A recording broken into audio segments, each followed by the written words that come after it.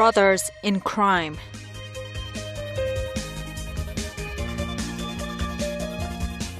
More than 100,000 men have been sexually assaulted in the U.S. military in recent decades. The U.S. military tolerates sexual harassment. The number of women in the military assaulted is also staggering. Commanders often ignore reports and punish the victims instead. A video posted by a female Marine about sexual assault in the military rocketed across the internet and into the Pentagon press briefing room today. Secretary of Defense Lloyd Austin promised to take additional steps to stop such violence. But as Nick Schifrin reports, sexual assault in the military continues to rise, and individual families continue to be ripped apart. Hello and welcome to We the People. I'm your host, Daniel Arya. In this episode, we will explore heinous sexual crimes going on for years in the U.S. military, and it is not only against women. Thousands of men are sexually assaulted in the military and often do not report it. Stay tuned for more. Sexual assault in the military has long been swept under the rug, covered up for rationalized acts of hazing or bullying, but now we're learning more about the men who were victimized during their time serving the country. Pentagon statistics show an average of 10,000 men each year are sexually assaulted in the U.S. military. Most of the victims are usually younger, lower-ranking males who struggle to report the incidents. Nearly 1 in 4 U.S. servicewomen reports being sexually assaulted in the military. The New York Times Magazine calls it the epidemic of military sexual assault. Most assaults go unreported, and from the ones that do get reported, only a very small fraction end in a conviction. For instance, in 2020, there were 6,200 reports of offenses made, but only 50, which is less than 1%, ended in sex offense conviction. According to the U.S. Department of Defense, 24% of women and 6% of men in the military endured severe, persistent sexual harassment. Of the small margin who actually tried to complain, the majority were told to drop the matter. Here with us is our first guest, Scott Bennett, former U.S. Army psychological warfare officer. Thank you for joining us, sir. Good to be with you. All right, now, Scott, what is the situation of sexual assault like today in the U.S. military?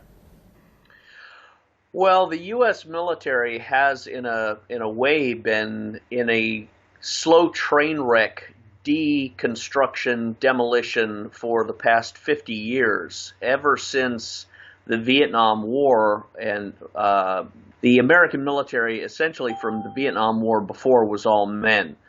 After the Vietnam War, the military academies and the military services began to increasingly bring women in to roles that were previously not simply nursing or clerical, but actual physical involvement with duties that were very close to men in situations and scenarios.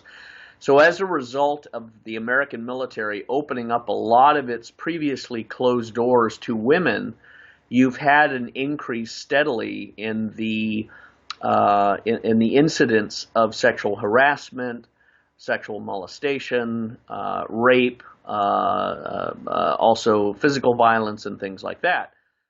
Thank you for joining us on the program, Mr. Scott Bennett. From 2009 to 2015, more than 22% of service members who left the military after reporting a sexual assault received a less than fully honorable discharge. This is according to a 2016 investigation by the Department of Defense's Office of the Inspector General. That is nearly 1.5 times more than the percentage of overall service members who received less than fully honorable discharges from 2002 through 2013. Our second guest, Dr. Rick Stagenberg, is a retired Veterans Affairs psychiatrist who's now a social and political commentator and an activist for peace and universal health care in the U.S. Thanks for joining us, sir. Thanks for having me. Always a pleasure. Now, what is a culture of the military which results in these assaults? I think it's going to take, they're going to have to get serious about prosecuting the offenders before the other ones will think twice.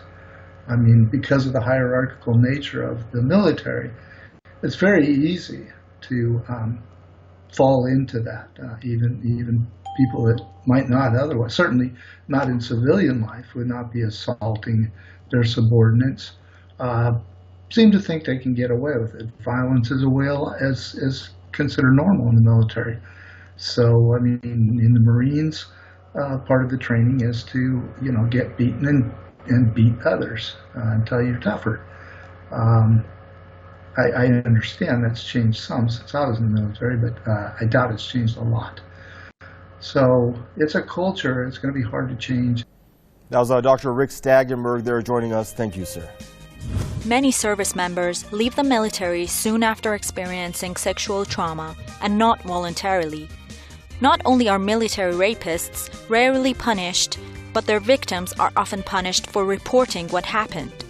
According to a 2018 survey of active duty service members by the Department of Defense, 38% of servicewomen who reported their assaults experienced professional retaliation afterward. Morgan Robinson knew from a young age she wanted to join the military. When she turned 21, she said, "Mom, I got to talk to you." And she told me then that she had joined. She'd been in the Army National Guard 6 years when she was sent on her first deployment to Kuwait in 2016. What happened to Morgan while she was serving abroad? When she was in Kuwait, she was sexually assaulted and continually harassed by one of her superiors. Did she report it? Yes, she reported it. What was the response when she reported it? Nothing. She got nothing. While on that same deployment, Morgan was sent to Afghanistan, where she was sexually assaulted again. An alleged gang rape involving multiple fellow soldiers. According to Deputy Director of the Defense Department's Sexual Assault Prevention and Response Office, for generations, the military wasn't looking for male sexual assault victims, so it failed to see them. Only in 2006, after the office began surveying service members, did the military learn that at least as many men as women were being assaulted. Also in the military have joined the military to purposefully and intentionally bring in homosexuality into the military. This was done under Obama and also under Bill Clinton. So there has been since the 1990s a steady increase in homosexual members of the military.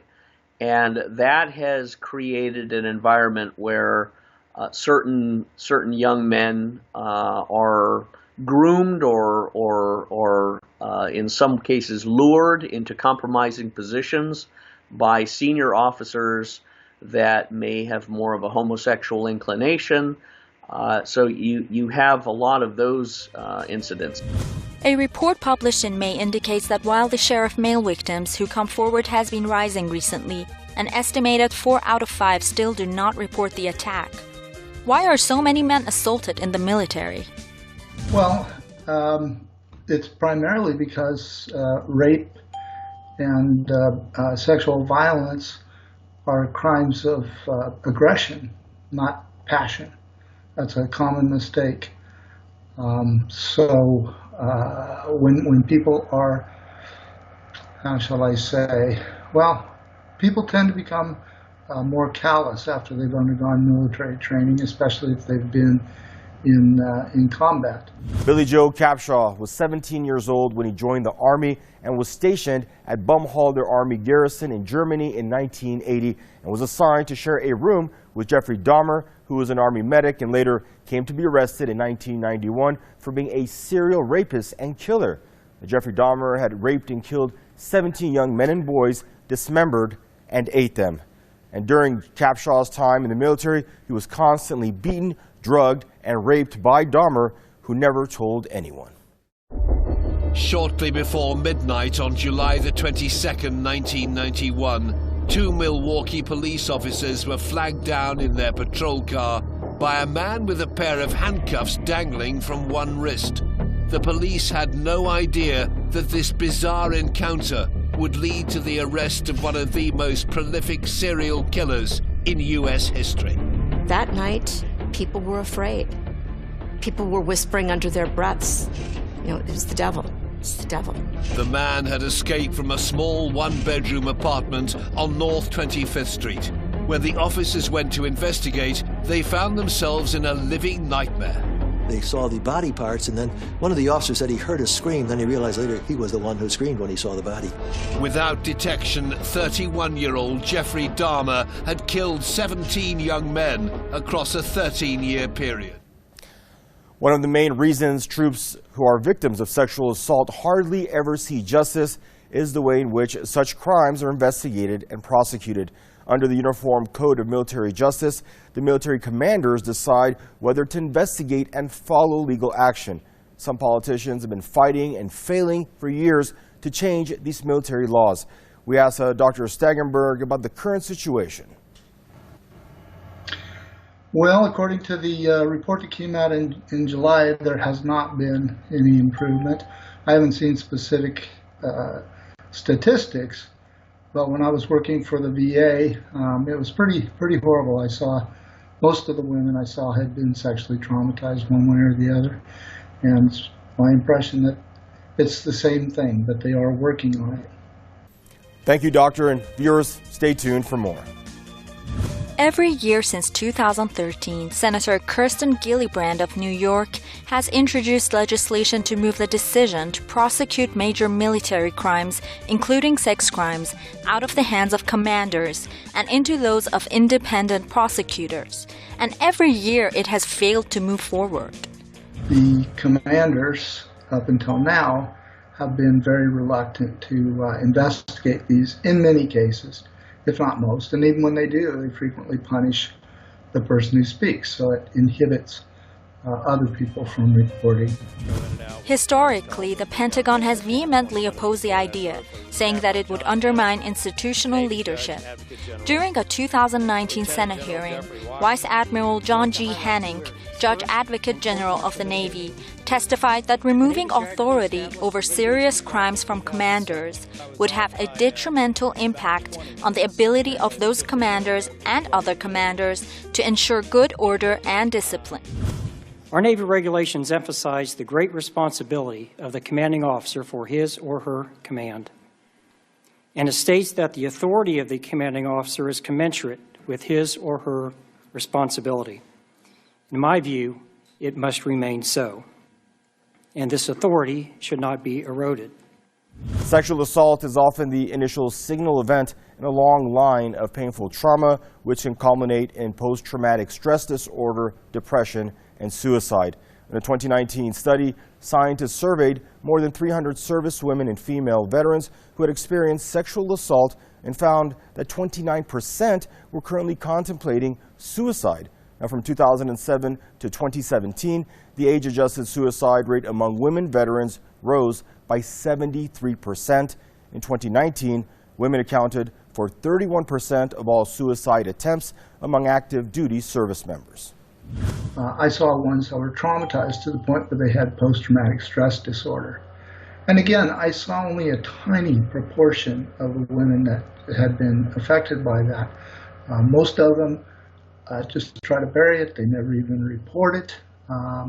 If they do start suffering symptoms, they don't want to go to the VA because it's sort of a military style way of delivering services. It's kind of militarized in the way they run it. They're constantly praise the military and the heroes. And these women were victimized by some of those people that are called heroes. These women were victimized by people who were supposed to have their back.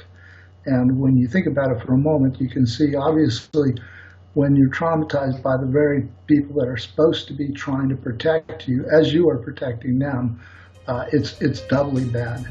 Since military sexual assault triggers multiple traumas, victims repeatedly experience feelings of betrayal, isolation, and worthlessness. Surveys show that the environment in which women are assaulted in the military are atmospheres where women often feel that they don't belong in, and they are usually assaulted by the men they work with, and at times they are their direct superior. So they have to constantly see them and work with them, feeling that they might be assaulted again. Many in the military who experience sexual harassment or being preyed upon or date rape or gang raped or in any way drugged, that's one of the very, very big dangers and problems, is the drugging of women that causes them to become incapacitated and thereby make them victims of sexual predators. Most of these women that experience this are very much ashamed and just want to forget it and don't want to draw attention. They don't want to draw any sort of investigation that could mar or blacken their character.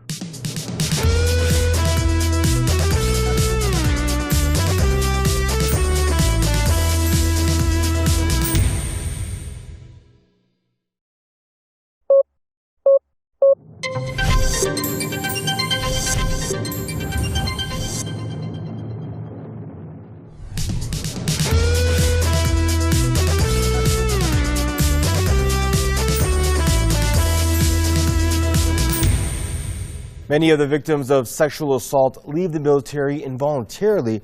It is not just the rapist often goes unpunished, but the victim actually receives punishment for reporting the offense.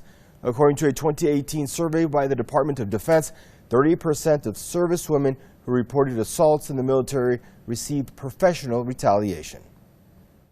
In December 2019, she arrived at Fort Bliss in Texas, an 18-year-old soldier. She was a very, very proud soldier. In her basic trainings, First Sergeant loved her and praised her. But she left the military draped in a flag. She'd been found dead on New Year's Eve 2020 in her barracks at age 19. She got raped by a fellow soldier in December. She reported it in February. She was told to shut up, and the rapist was in her barracks, in her company, and she had to see him.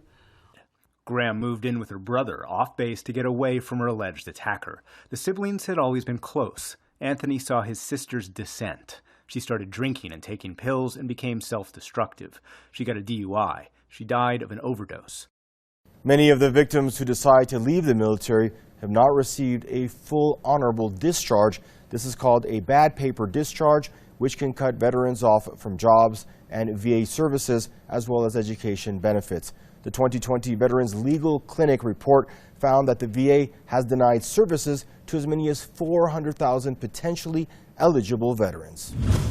So the military really isn't equipped, nor does it have the imperative to educate and morally train soldiers in relationship dimensions. That is one of the key areas that the American military family is left up to its own devices. Anything regarding morality, anything regarding sexual relationships or dating or any of these activities or just human relationships in general, the military does not engage that. The military is specifically inclined to training soldiers to perform specific tasks that fall within the military strategy of fighting wars, defeating enemies, and those are very limited training modules. According to the New York Times, in group therapy, a woman named Jessica told the group that she had jumped off a second-floor balcony and shattered her pelvis to escape a Navy soldier who was trying to kill her. Another woman said that she was tied up, threatened with a razor blade, and raped in Japan on a Navy deployment when she was 19. She reported it the next day, but her assailant walked. So it's a very complicated phenomenon, the nature of sexual relationships in the U.S. military, and it's a very sordid and ugly a problem in many, many regards. But it has been predictable because when the American military started opening up the doors and allowing and encouraging men and women to be working in close quarters and close situations, doing many of the same jobs, it was only inviting these problemed relationships and scenarios. And it also has depleted the America's combat effectiveness, and like I said, transformed the American military from a lethal war machine into now a social experiment. Military-wide survey released back in 2019 reveals that alcohol use is a main contributing factor in sexual assaults and was involved in over 62% of these incidents against women. Assaults had increased across all branches of the military, but the Marine Corps, which has more young, low-ranking troops and far less women than other services, reported by far the highest rates of assaults. 10% of women surveyed in the Marines reported being assaulted, which is twice the rate of either the Army or the Air Force. The results obtained by USA Today estimated 20,500 incidents of unwanted sexual contact involving personnel from the 4 armed forces branches in 2018. The study defined the range for assault as groping to rape. According to USA Today, the study showed that 85% of sexual assault victims knew their assailant, and in 62% of cases, alcohol was involved. This survey indicated that the rate of assaults on men in the military was far less than on women. About 1% of men surveyed said they had been assaulted in the previous year, with the highest incidence reported in the Navy. Even though, according to the survey, troops were experiencing more assaults, they were less likely than before to report them. You know, a lot of people were thrown out of the military and had their entire identity taken away. So whatever trauma they were going through just from being assaulted was compounded because they were fired, they were sent home, often under a cloud of shame. And this oftentimes happened, you know, when people were 19, 20 years old, right when they're trying to form their identity, and it really sent them sprawling. So, you know, men that I spoke to who were assaulted in the 1960s and 70s, they spent decades trying to hide this, even oftentimes from themselves, and the damage to their lives was tremendous. The staggering number of sexual violence, assault, and harassment on both men and women in the U.S. military more than anything shows the lack of ethics and moral character in the country's most important force of imperialism. The United States military and many of its bases around the world, such as Okinawa, the Philippines, Germany, the U.S. military has also had many of its members engage in the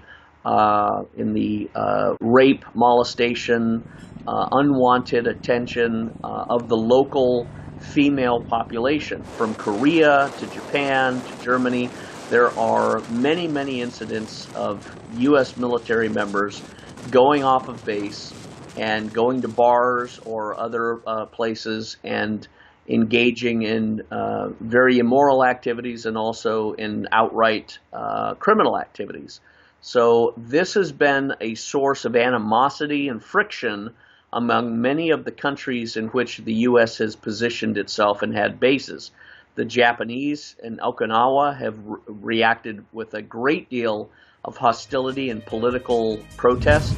These actions also show the weakness that lurks among soldiers, officers, and superior officers who are either perpetrators or involved in the cover-up of such heinous crimes against the weak. Crimes that are also inflicted upon communities and countries where the military is stationed for one reason or another and is often harshly criticized by governments and people who are hosting them. These soldiers who have no mercy on their fellow comrades will obviously have no mercy on ordinary foreign citizens either. Well, that was our show, everyone. Thank you for joining us. I'm your host, Daniel Arya. Join us again next week for another episode of We the People. Bye-bye for now.